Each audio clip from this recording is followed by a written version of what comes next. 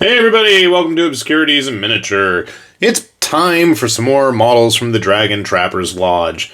And today there is one in particular I have to talk about, and it's actually not the guy who's on the screen right now. That is a Blood Deacon that is part of the Crimson Inquisition that the Lodge has been putting out as their army that they've been building up of vampiric-themed conquistadors, which have a whole bunch of different, very interesting things. This guy in particular was quite interesting looking to me, with his vaguely Guy Fawkes-looking face. There's nothing in particularly vampiric about this version. He still is wearing, the robes of an Inquisitor. He's got the cool smoke billowing out of his hands and floaty daggers.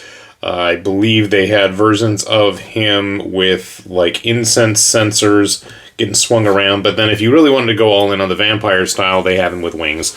And a bunch of other crazy vampire monsters. And assembled units to bring along to the tabletop. And I'll let you guys take a look at that. I'm not going to spoil everything, so you can take a look at that. No, the model that I actually really wanted to talk about was not something that really jumped out to me at first, which is sad. But then I saw this guy. This is a Deep Dweller. And I don't know if there's any kind of actual, equivalent for your big D&D type games. I mean, we've had subterranean, humanoid races since, fantasy gaming has started pretty much.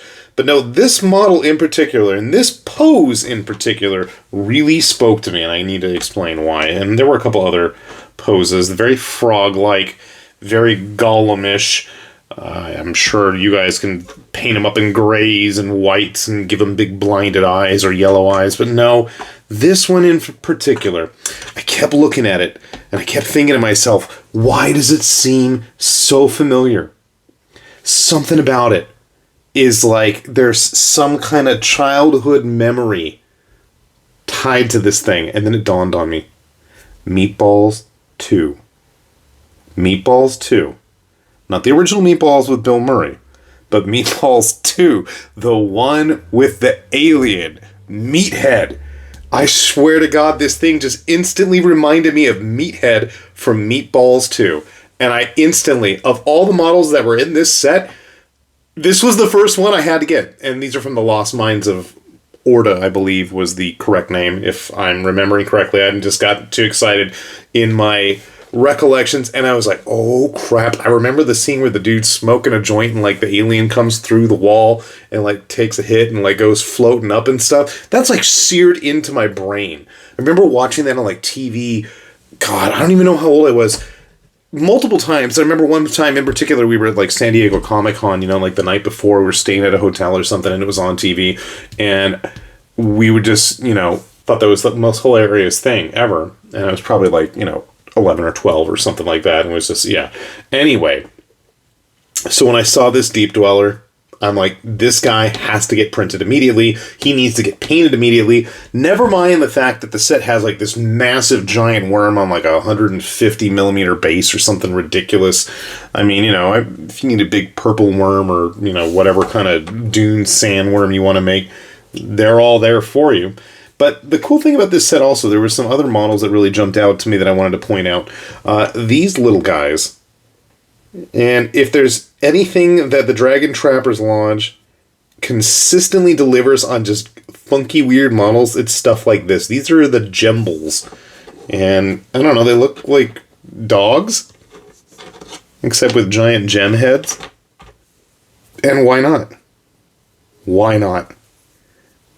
Are there actual fantasy RPG monsters like that? I have no idea. But that's just one of those fun, weird things that, the Lodge consistently really is good about putting out weird stuff like that. I always have this guy handy because I love this little dude. This is one of their hazmat gnomes. If you want little minion things. They're kobolds that they had with the Order of the Crimson... No, was it Order of the Crimson Flame? Order of the Flame? Children of the Flame. That's it. That was the Dragonborn kind of steampunk World War One-ish, two-ish army that they did. But yeah, just weird, funky stuff. I mean, that is their, to me, that is their bread and butter. They've made some awesome, really full-sized armies with all kinds of cool, consistent stuff. But lately, I gotta say, like, some of their weird things in their RPG line, like, these guys were great. This is, like, from their kind of Pacific Island set that had, like, Sharkmen and stuff like that. They had little coconut dudes. Anyway, so the Gembles went along great with, there was a Amethyst Dragon in the set, and I don't think I've painted a proper dragon in some time. I did paint up a couple dragons for the Children of the Flame that are kind of like their mobile cavalry, except they have regular cavalry too. You don't believe me? I mean, like I said, they've got very thorough armies at this point. Anyway, this is a cool little model, and I totally busted up all of the little gemstone nodes that were on his head, sadly. And I just clipped them all down to at least try to make it, you know, symmetrical. I think I did a decent job. It had like this cool little like crown of jewels all on top of the head like that going across. And yeah, I totally mucked it up. They printed fine. It was 100% me after the fact, just not paying close enough attention, unfortunately. But yeah, that's on a 50mm base, so that's like just the right size. And as always, some of their RPG characters are pretty cool.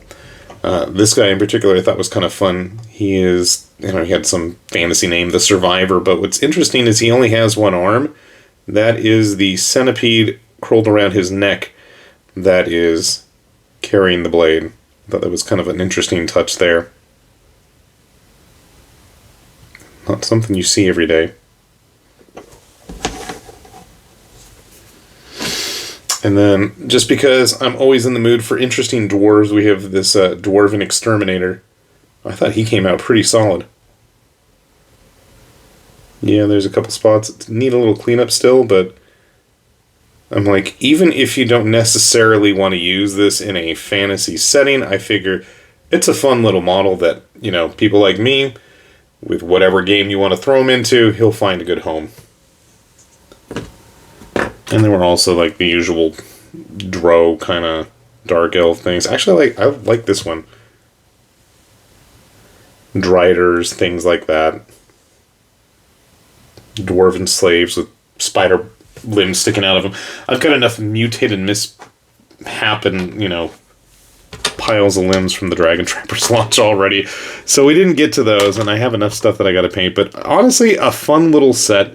You know, and I've kind of just glossed over completely on the vampire stuff, but part of that is me also just waiting for the samurai bugs, and that's going to be a fun one next month. I did try printing. This was my first shot at one of those blood deacons, and as you can see, he's missing both one of his daggers and part of his cape, so that's why we had to go with another one. Anyway, as always, we'll have that link down below. If you are looking for some interesting, whimsical, different models that obviously are going to be a joy to paint, well, you know the drill. I got that link down below for you guys. And with that said then, this has been High Lord Tamberlane with Obscurities and Miniatures, saying thanks for watching, and we'll see you back here soon. Bye-bye.